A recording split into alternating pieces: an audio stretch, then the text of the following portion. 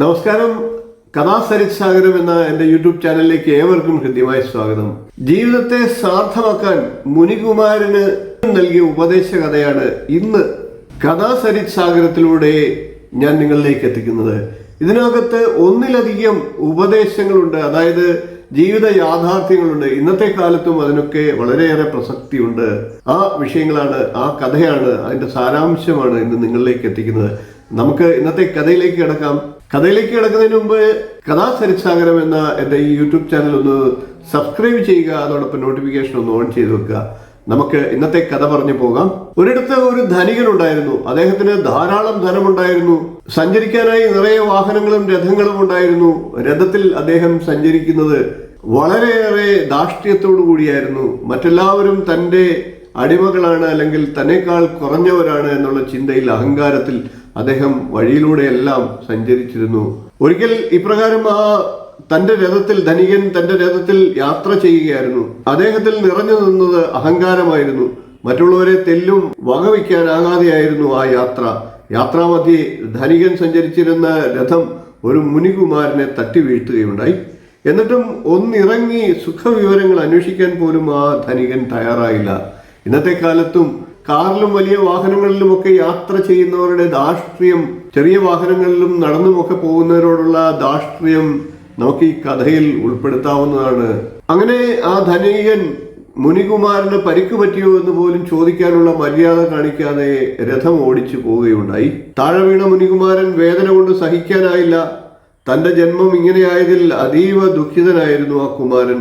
പണമില്ലാത്തതിന്റെ വിഷമങ്ങളും തന്റെ ജീവിതം ഈ ഭൂമിയിൽ ഇത്തരത്തിലുള്ള അഹങ്കാരികളോടൊപ്പം ജീവിക്കുന്നതിന്റെ ദുഃഖവും ഒക്കെ അദ്ദേഹത്തിന്റെ ചിന്തയിൽ ഇങ്ങനെ മതിച്ചു. എന്തൊരു ജീവിതമാണ് എന്റേത്! ധനത്തിന്റെ ഹുങ്കിനാൽ എന്നെ താഴെ വീഴ്ത്തിയിട്ടും നിസ്സാരഭാവത്തിൽ അയാൾ പൊയ്ക്കളഞ്ഞല്ലോ. ഞാൻ ധനികനല്ലാത്തത് കൊണ്ടല്ലേ അയാൾ എന്നോട് ഈ അതിക്രമം കാട്ടിയത്? ഈ അപമാനവും പേറി ജീവിക്കുന്നതിലും നല്ലത് മരിക്കുന്നതാണ്. ആത്മഹത്യ തന്നെയാണ് എൻ്റെ വഴി എന്ന് മനസ്സിൽ ഉറപ്പിച്ചുകൊണ്ട് മുനികുമാരൻ വഴിയിൽ തന്നെ കിടക്കുകയുണ്ടായി.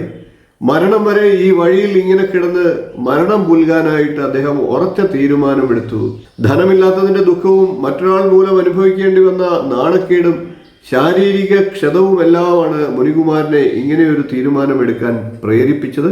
മുനികുമാരന്റെ ദൃഢ തീരുമാനം ദേവേന്ദ്രനെ വ്യാകുലമാക്കുകയുണ്ടായി. ഈ തീരുമാനത്തിൽ നിന്നും മുനികുമാരനെ എങ്ങനെയും പിന്തിരിപ്പിക്കാൻ ദേവേന്ദ്രൻ ഉറച്ചു തീരുമാനിച്ചു. അതിനായി ദേവേന്ദ്രൻ ഒരു ചെന്നായയുടെ രൂപം കൊണ്ട് മുനികുമാരനെ സമീപിക്കുകയാണ് ഉണ്ടായത്.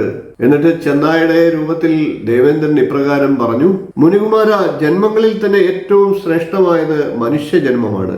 മനുഷ്യനായി പിറന്നതിനാൽ ആത്മഹത്യ ചെയ്യണമെന്ന വിചാരം പോലും തെറ്റാണ്. ശരീരത്തിന് യാതൊരുവിധ വൈകല്യവും ഇല്ലാതെ പൂർണ്ണ ആരോഗ്യവാനായി ജനിച്ച താങ്കൾക്ക് ആത്മഹത്യ ചെയ്യണമെന്ന ചിന്ത തന്നെ അനൗചിത്യമല്ലേ? ദൈവം നിങ്ങൾക്ക് ആരോഗ്യമുള്ള ശരീരമാണ് നൽകിയിരിക്കുന്നത്. അതുകൊണ്ട് തന്നെ എത്രയോ കാര്യങ്ങൾ ഇനിയും ഈ ലോകത്ത് ചെയ്യാനുണ്ട്, നേടാനുണ്ട്. അങ്ങനെ നേടാൻ സാധിക്കുന്നത് തന്നെ ഏറ്റവും വലിയ അനുഗ്രഹമല്ലേ എന്ന് ദേവേന്ദ്രൻ മുനികുമാരനോട് ചോദിക്കുകയുണ്ടായി.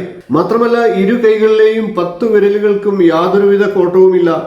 ഏത് കാലാവസ്ഥയിലും ഏത് പ്രവൃത്തി ചെയ്യാനും അവ നിങ്ങളെ സഹായിക്കുന്നുണ്ട്. വസ്ത്രം, രുചികരമായ ഭക്ഷണം, വിശ്രമ സൗകര്യം, ശ്വാസം എന്നിങ്ങനെ പലതും അറിയാനും അനുഭവിക്കാനുമുള്ള യോഗവും നമുക്കൊക്കെ ഉണ്ട്, നിങ്ങൾക്കുണ്ട്.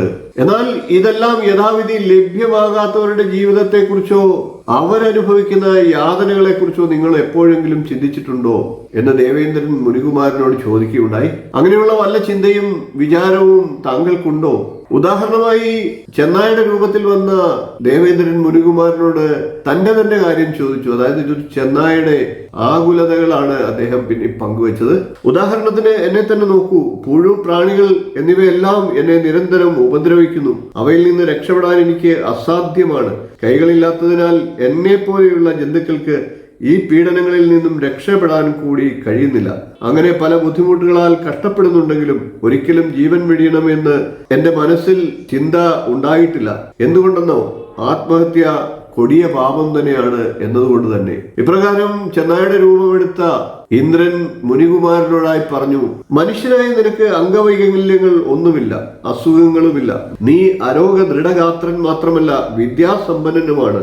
ഉള്ള സാഹചര്യം പരമാവധി ഉപയോഗപ്പെടുത്തി ജീവിത വിജയം നേടാനും അങ്ങനെ സന്തോഷം കണ്ടെത്താനും ശ്രമിക്കുക. കേവലം ഒരു ചെന്നായിൽ നിന്നും ഇത്രയും ജീവിത യാഥാർത്ഥ്യം കേൾക്കുവാനും ഉൾക്കൊള്ളുവാനും കഴിഞ്ഞ മുനികുമാരൻ ആത്മഹത്യ ചെയ്യാനുള്ള തീരുമാനം പാടെ ഉപേക്ഷിച്ചു. വിഷമതകളും അപകർഷതാബോധവും ഒക്കെ വെടിഞ്ഞുകൊണ്ട് ജീവിത വിജയമാർഗങ്ങൾ സ്വയം കണ്ടെത്തുവാനും സമാധാനത്തോടുകൂടി ജീവിക്കുവാനും തീരുമാനിച്ചുറപ്പിച്ചുകൊണ്ട് മുനികുമാരൻ ആ ചെന്നായക്ക് നന്ദി പറഞ്ഞുകൊണ്ട് സ്വജീവിതത്തിലേക്ക് പൂർവാധികം ഭംഗിയായി നടന്നെടുക്കുകയുണ്ടായി. അദ്ദേഹത്തിന്റെ ജീവിതം ആകെ മാറി. ആ വാക്കുകൾ അദ്ദേഹത്തെ കർമ്മോത്സുകനാക്കി. അദ്ദേഹം വളരെയേറെ സംഭാവനകൾ ഈ ലോകത്തിന് പിന്നീട് നൽകുകയുണ്ടായി. അദ്ദേഹത്തിന്റെ അറിവ് മറ്റുള്ളവർക്ക് പകർന്നു നൽകുന്നതിന് അദ്ദേഹം ജീവിതം മാറ്റിവെച്ചു. അദ്ദേഹം വളരെ പ്രശസ്തനായ ഒരു മുനികുമാരനായി മാറി.